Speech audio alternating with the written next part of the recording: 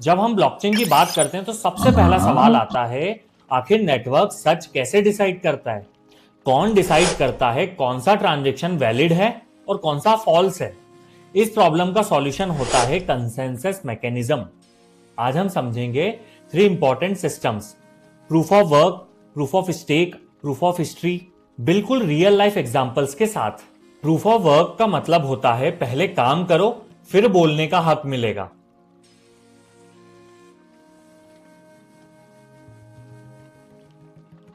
सोचो, एक exam hall है।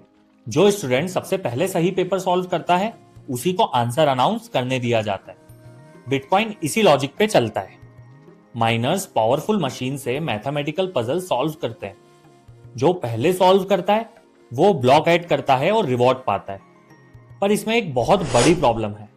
मशीन्स 24/7 चलती रहती हैं। एनर्जी कंजम्पशन बहुत ज्यादा होता है। इसीलिए प्रूफ ऑफ वर्क सिक्योर है पर महंगा और स्लो है।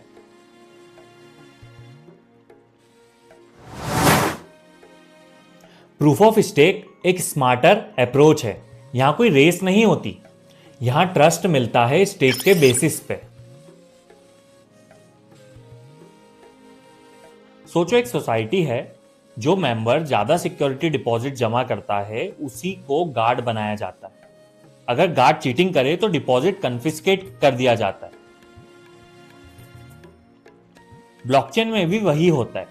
वैलिडेटर्स अपने कॉइन्स स्टेक करते हैं। अगर गलत ब्लॉक अप्रूव किया, स्टेक स्लैश हो जाता है। अब इसके एडवांटेजेस समझते हैं। एनर्जी यूज ऑलमोस्ट 0 और नेटवर्क बहुत फास्ट और इन्वायरमेंट फ्रेंडली भी है।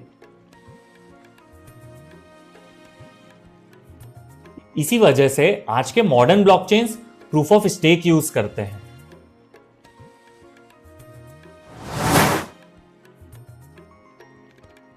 अब आता है सबसे interesting concept, proof of history.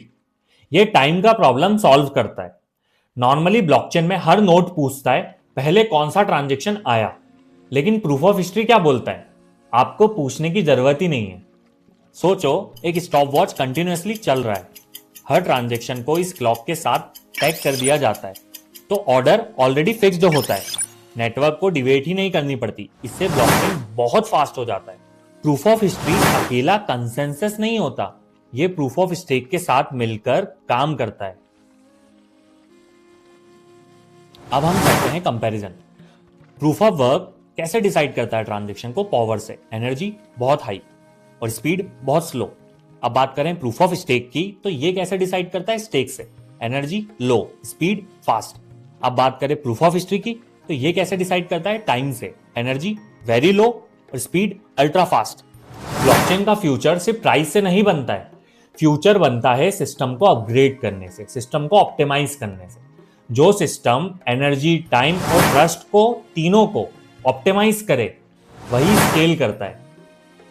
अगर आप ब्लॉकचेन को सिर्फ इन्वेस्ट नहीं समझना चाहते हो तो चैनल को फॉलो करो।